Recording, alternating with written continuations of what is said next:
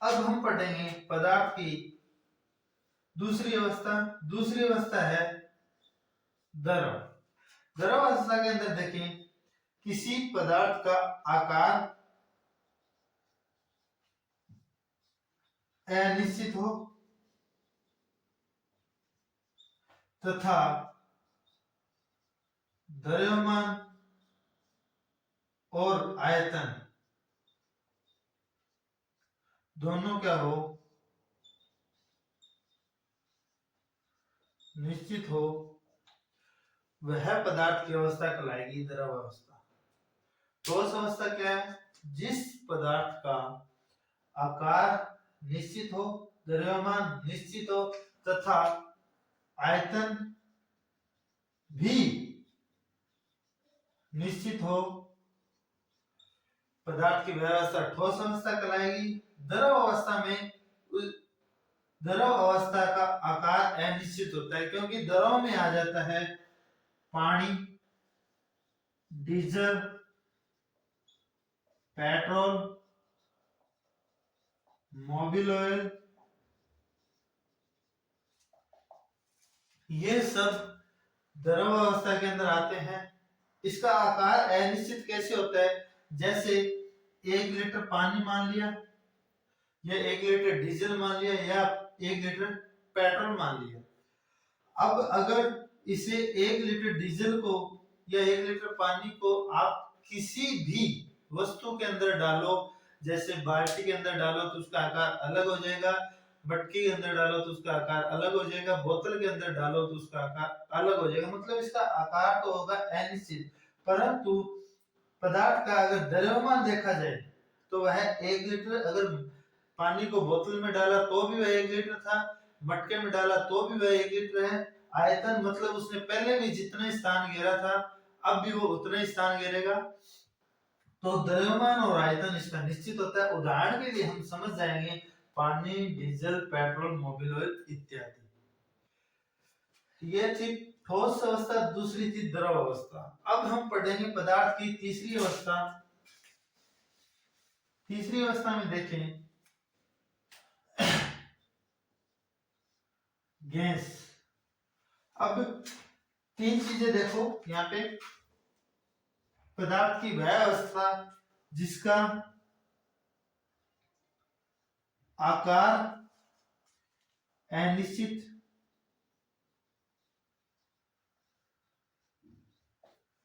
इसका आयतन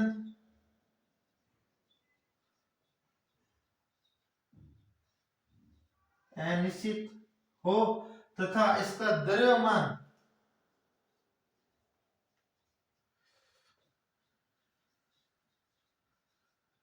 निश्चित हो, पदार्थ की वह अवस्था गैस अवस्था कहलाएगी। उदाहरण के लिए अब आप समझ जाओ, ऑक्सीजन, हाइड्रोजन, हीलियम, लिथियम। पदार्थ की वह अवस्था जिसका आकार व आयतन अनिश्चित हो तथा द्रव्यमान निश्चित हो। अब यहाँ पे आकार अनिश्चित होना और आयतन दोनों में फर्क देखो। जैसे ये एक अपने पास सिलेंडर है, इसमें 1 किलो गैस भरी है। उसके बाद में इससे बड़ा पात्र लिया, उसमें भी 1 किलो गैस भरेंगे। मतलब आयतन होता है गैस कितना स्थान घेरेगी। अगर किसी गैस को 1 लीटर इस सिलेंडर में 1 किलो भरे तो वह कम जगह घेरेगी। अगर इसे किसी बड़े पात्र में भर दिया जाए तो वह अपने स्थानीय जो अपने अणुओं को फैला लेगी, उसका आयतन क्या होगा, बढ़ जाएगा। इसे जिस पात्र में डालो वह उस पात्र का आकार ग्रहण कर लेगी, उस दाब के अनुसार अपने आकार या अपने आयतन में भी क्या कर लेगी, परिवर्तन कर लेगी। परंतु यहाँ ध्यान रखना, इसका द्रव्यमान वजन कितना होगा, निश्चित होगा। पदार्थ की वह अवस्था जिसका आकार अनिश्चित हो, आयतन अनिश्चित हो तथा द्रव्यमान निश्चित हो, तो पदार्थ की वह अवस्था गैसीय अवस्था कहलाएगी। उदाहरण के लिए ऑक्सीजन, हाइड्रोजन, हीलियम और लिथियम गैस। अब ये है पदार्थ की तीन अवस्था जो मुख्य अवस्था थी। उसके बाद में हम पदार्थ की चौथी अवस्था समझेंगे, प्लाज्मा।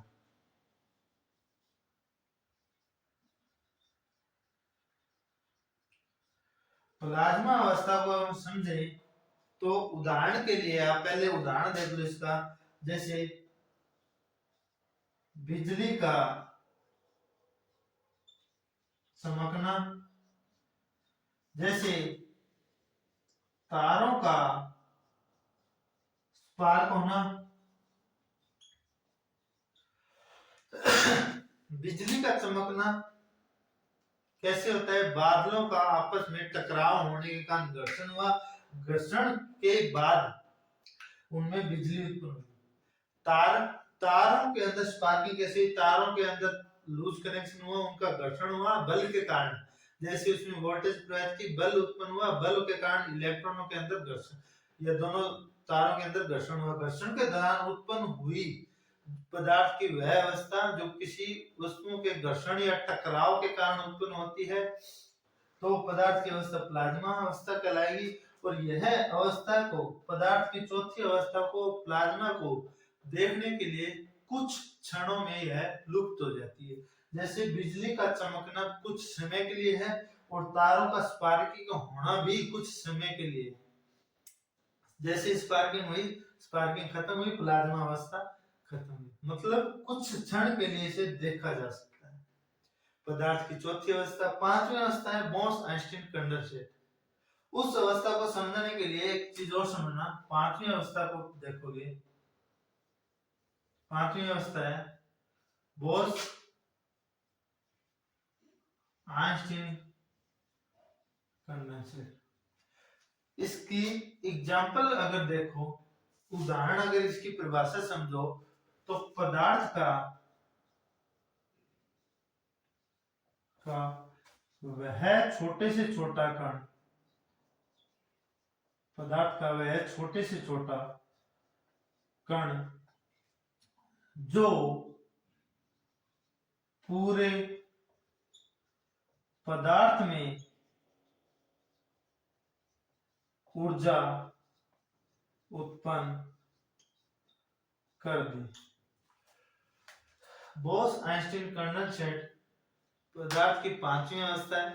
पांचवी अवस्था में इसे समझें तो पदार्थ का वह छोटे से छोटा कण जो पूरे पदार्थ में ऊर्जा उत्पन्न कर दे या पूरे पदार्थ को उस कण के द्वारा ऊर्जा मिले, तो वह अवस्था कौन सी अवस्था कहलाएगी, बोस-आइंस्टीन कंडेंसेट। दोबारा देखो, आप पढ़ रहे हो आधुनिक विद्युत। आधुनिक विद्युत पूरी की पूरी विद्युत डिपेंड करती है तत्वों के ऊपर। पदार्थ, तत्वों, इलेक्ट्रॉन, अणु, परमाणु, ये आप समझ सकते हो। आधुनिक विद्युत में पहला हमारा टॉपिक है तत्व, पदार्थ। पदार्थ क्या होता है, जो स्थान घेरे, जिसका कोई कोई आकार हो, जिसका आयतन हो, जिसका द्रव्यमान हो, क्या कहलाएगा, पदार्थ कहलाएगा। पदार्थ की पांच अवस्था है। पहली अवस्था ठोस, जिस पदार्थ का आकार निश्चित होता है, द्रव्यमान निश्चित होता है, आयतन निश्चित हो, पदार्थ ठोस कहलाएगा। जिस पदार्थ की अवस्था में आकार अनिश्चित हो, द्रव्यमान निश्चित हो तथा आयतन निश्चित हो, वो क्या कहलाएगा, द्रव। तीसरी है गैस, जिसका आकार तथा आयतन दोनों अनिश्चित हो, द्रव्यमान निश्चित हो, क्या कहलाएगा, गैस। चौथी अवस्था है प्लाज्मा, जैसे बिजली का चमकना, तारों का स्पार्क होना। किसी वस्तुओं का टकराव, घर्षण के कारण जो क्षण भर के लिए जो ऊर्जा उत्पन्न हुई, उस ऊर्जा को या उस अवस्था को प्लाज्मा अवस्था कहा जाता है। और बोस-आइंस्टीन कंडेंसेट, पदार्थ की वैसे छोटे से छोटा कण जो पूरे पदार्थ के अंदर ऊर्जा उत्पन्न कर दे।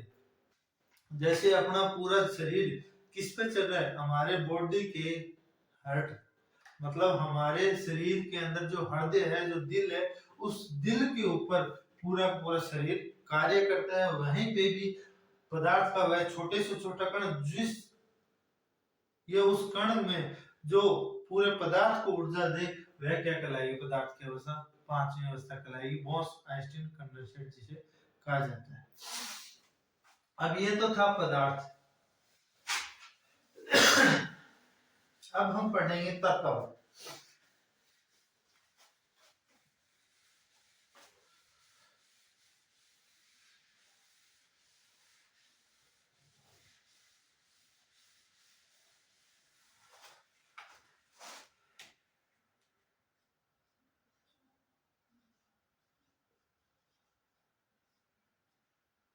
पदार्थ के अंदर हमारा पहला टॉपिक है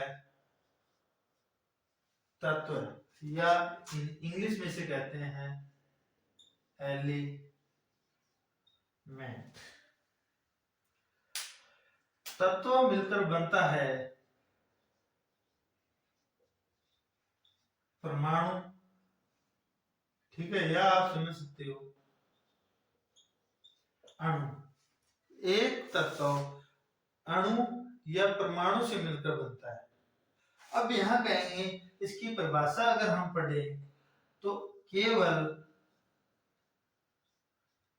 एक ही प्रकार के परमाणु से मिलकर बना पदार्थ क्या कहलाएगा? तत्व कहलाता है। केवल एक ही प्रकार के परमाणु से मिलकर बना पदार्थ तत्व कहलाता है। एक ही प्रकार के, जैसे आप आवर्त सारणी देखोगे, आवर्त सारणी में टोटल 118 तत्व हैं, जिनमें से 94 तत्व प्राकृतिक हैं तथा 24 तत्व कृत्रिम या इसे बनाया गया है। केवल एक ही प्रकार के परमाणु से मिलकर बना पदार्थ तत्व कहलाता है। यह पदार्थ ही है, और पदार्थ के अंदर हम पढ़ रहे हैं तत्व को। आवर्त सारणी के अंदर कुल 118 तत्व है, जिनमें से 94 तत्व प्राकृतिक है तथा 24 तत्वों को कृत्रिम या बनाया गया। एक ही प्रकार के तत्वों कैसे, जैसे हाइड्रोजन, लिथियम एक गैस है, हाइड्रोजन गैस है, लिथियम, Au सोना, Ag चांदी तथा हीलियम गैस है। अब इसमें केवल एक ही प्रकार के परमाणु हैं, हीलियम, लिथियम नहीं, हाइड्रोजन, लिथियम, Au सोना, Ag चांदी, हीलियम, ये सब एक तत्व है। आवर्त सारणी में कुल 118 तत्व है। बात की जाए तत्वों के बाद में यौगिकी, यहाँ पे केवल एक ही यहाँ ये शब्द याद रखना है, एक ही प्रकार के परमाणु से। यहाँ पे दो से अधिक परमाणु मिलकर यौगिक का निर्माण करते हैं।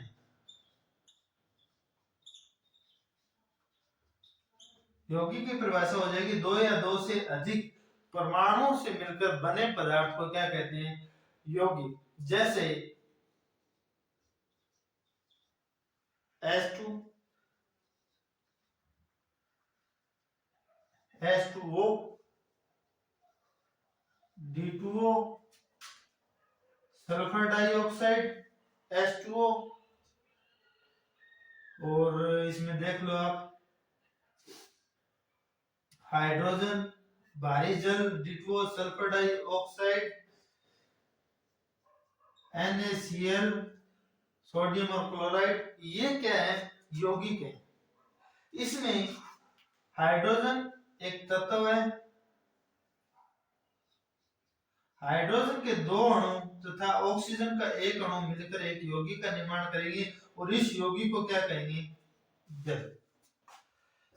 ड्यूटेरियम ऑक्साइड, ड्यूटेरियम के दो अणु तथा ऑक्सीजन का एक अणु मिलके निर्माण करेंगे भारी जल का, जो कि क्या है, यौगिक है।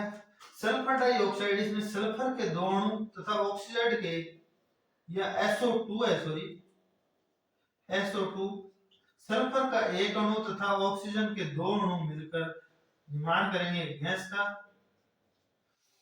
उसके बाद सोडियम का एक अणु तथा क्लोराइड का एक अणु मिलकर एक नमक का निर्माण करेंगे, और नमक एक प्रकार का क्या है, यौगिक है। आप समझोगे तत्व केवल एक ही प्रकार के अणु से मिलकर बनता है, यौगिक दो या दो से अधिक परमाणु से मिलकर बनता है। तत्वों में पढ़ेंगे हाइड्रोजन, लिथियम, बोरॉन, सोना, Ag, चांदी, हीलियम, और इसमें पढ़ लोगे आप हाइड्रोजन, भारी जल, सल्फर डाइऑक्साइड, अन्य Cl, ये क्या है, यौगिक। ये केवल आप ये भी कह सकते हो दो या दो से अधिक तत्वों से मिलकर बने पदार्थ को भी क्या कहते हैं, यौगिक। यहाँ एक ही प्रकार के परमाणु है और इसमें दो परमाणु, जैसे हाइड्रोजन के परमाणु अलग तथा ऑक्सीजन के परमाणु अलग है। इस प्रकार से बना पदार्थ यौगिक कहलाता है। तीसरा है मिश्रण।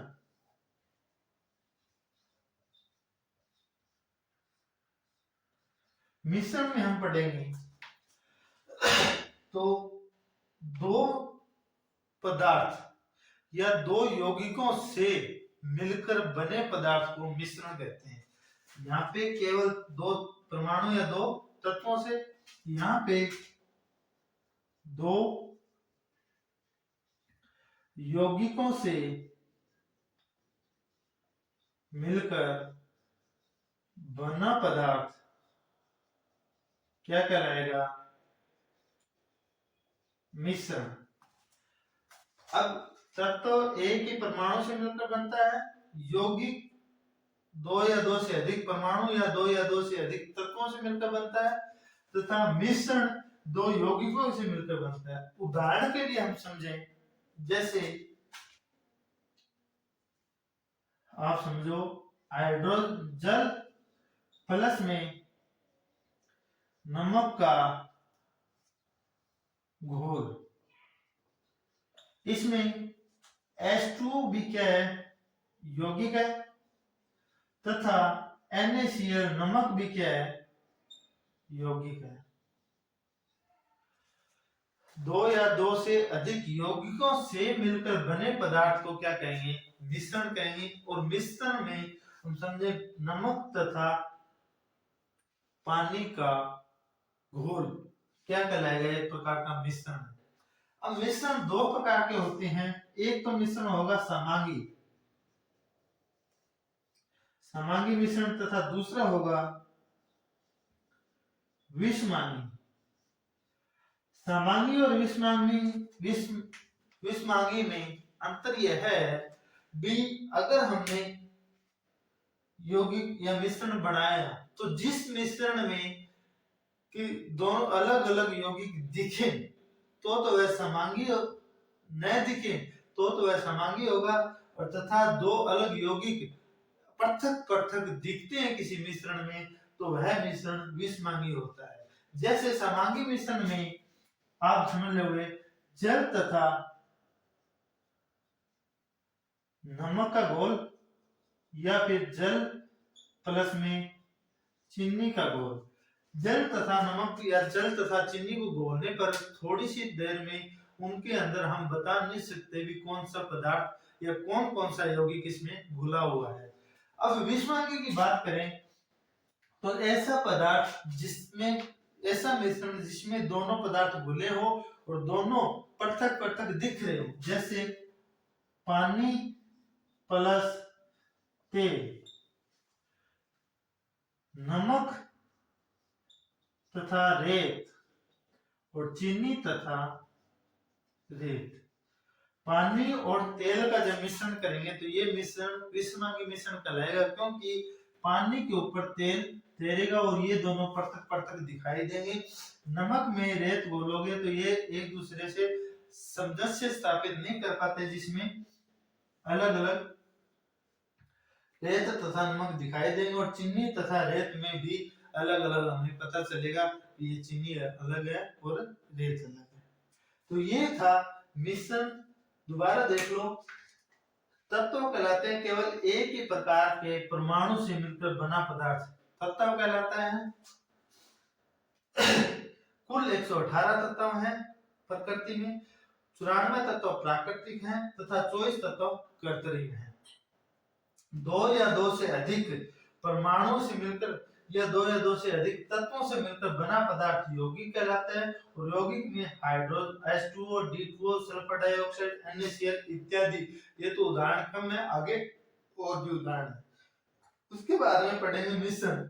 दो या दो से अधिक या फिर दो यौगिकों से मिलकर बना पदार्थ मिश्रण कहलाता है। मिश्रण दो प्रकार के होते हैं, समांगी मिश्रण और विषमांगी मिश्रण। समांगी मिश्रण वह होगा जिसका घोल में या जिसको मिलाने पर दोनों के घोल में हम यह पता नहीं कर पाते भी यह घोल किन किन का। जैसे जल में नमक पूरी तरह घुल जाता है तो यह एक समांगी मिश्रण है। और विषमांगी मिश्रण में दो चीजों का मिलावट कर देने पर उनमें पृथक पृथक दिखाई दे भी कौन कौन से यौगिक इसमें घुले हुए या मिले हुए, तो वह मिश्रण विषमांगी मिश्रण कहलाता है। हम पढ़ रहे थे तत्व में पढ़ा यौगिक, यौगिक के बाद पढ़ा मिश्रण। अब हमारा अगला टॉपिक होगा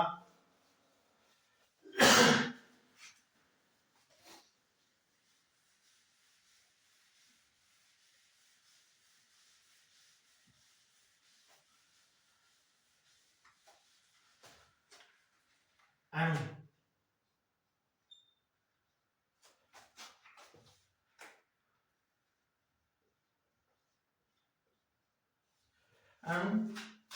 अणुओं से मिलकर बनता है तत्व। ठीक है, तो आप इसमें परिभाषा के अंदर लिखोगे पदार्थ का वह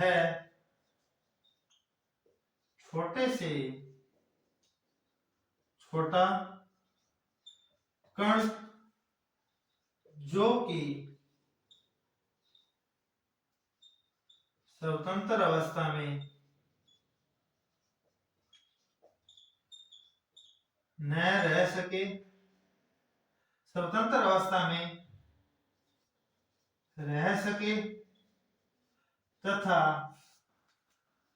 रासायनिक तथा भौतिक दोनों गुण विद्यमान हो। देखो, अणु पदार्थ का वह छोटे से छोटा कण जो कि स्वतंत्र अवस्था में रह सके तथा पदार्थ के उस कण में रासायनिक तथा भौतिक दोनों गुण विद्यमान हो, क्या कहलाता है? अणु कहलाता है। आप दूसरी भाषा में यह भी कह सकते हो कि पदार्थ का छोटा कण जिसे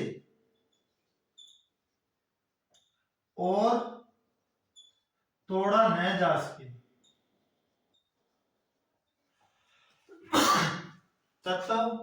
तत्व के बारे में पढ़ेंगे। अणु पदार्थ का वह छोटे से छोटा कण जो कि स्वतंत्र अवस्था में स्वतंत्र अवस्था में रह सके तथा रासायनिक तथा भौतिक गुण दोनों विद्यमान हो। स्वतंत्र अवस्था का मतलब जैसे एक है अपने पास ईंट को जब तोड़ा जाए तो बिल्कुल बारीक से बारीक जो कण है, जैसे ये कण मिल गया, ये कण अणु कहलाएगा। इसमें सब रासायनिक तथा भौतिक गुण दोनों विद्यमान है।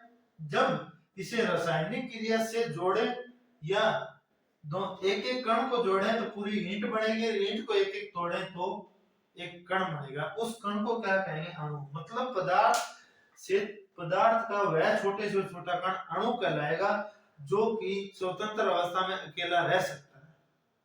अब इसके बाद में वह छोटे से छोटा कण जिसे और छोटा न किया जा सके। इसके साथ में हम पढ़ते हैं परमाणु। परमाणु पढ़े तो पदार्थ का वैसे छोटे से छोटा कण जो कि स्वतंत्र अवस्था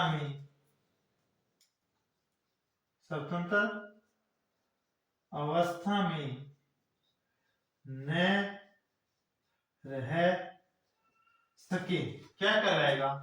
परमाणु कहलाएगा, तथा इसमें रासायनिक गुण